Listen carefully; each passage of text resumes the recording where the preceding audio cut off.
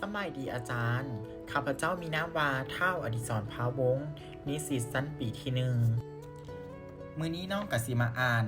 เรื่องโรงเรียนม.ส.สำไต้เนาะโรงเรียนม.ส.สำไต้เป็นการเรียนการสอนขึ้นใหม่เพื่อให้ทวงทันกับกำหนดเวลาและถูกต้องตามระเบียบการ หลังจากที่รัฐบาลได้ผ่อนผันบางมาตรการในนี้กระทรวงศึกษาธิการและกีฬาได้อนุญาตให้ชั้นประถมศึกษาปีที่ 5 มัธยมต้นศึกษาปีที่ 4 และชั้นมัธยมศึกษาปลายปีที่ 7 สืบต่อจัดตั้งปฏิบัติการเรียนการสอนในวันที่ 18 พฤษภาคม ปี 2020 ที่ผ่านมานี้เมืองซำไต้ได้เปิดการเรียนการสอนเพื่อทวงทันกับการกำหนดเวลาและถูกต้องตามระเบียบการ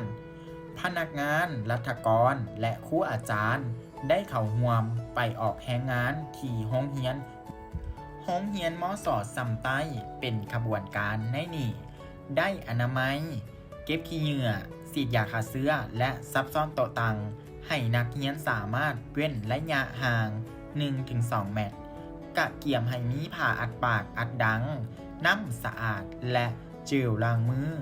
ที่มีธาตุแอลกอฮอล์ให้นักเรียนได้สวมใส่อย่างทั่วถึงและมีภาคส่วนที่เกี่ยวข้องของเมืองได้เผยแพร่โฆษณาและสุขศึกษาวิธีป้องกันตนเองให้นักเรียนและทุกๆแห่งก่อนขึ้นห้องเป็นต้นมารยาทในการเว้าการไอการจามต่างๆอย่างมีสติเพื่อรับประกันบ่ให้มีความเสี่ยงติดเชื้อโควิด -19 โรงเรียนม.ส.ซำไต้ประกอบมีนักเรียนชั้นม. 4 จำนวน 97 คนและชั้นม. 7 มี 218 คนทั้งนี้เพื่อเฮ็ดให้ครูอาจารย์และน้องนักเรียนอยู่เมืองซำไต้แขวงหัวพันมีความปลอดภัยจากเชื้อพยาธิโควิด -19 ทั้งหมดนี้ก็เป็นเรื่องของ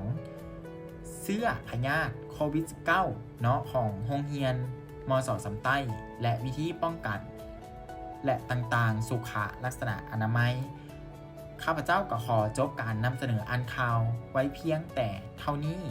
ขอขอบใจ